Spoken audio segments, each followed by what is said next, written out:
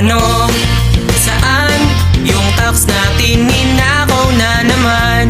Minsan, mga kurap na sa paligid lang. Ang buhay ay ganyan. Nasa palad nyo ang pagbabago ng takbo. Ganyan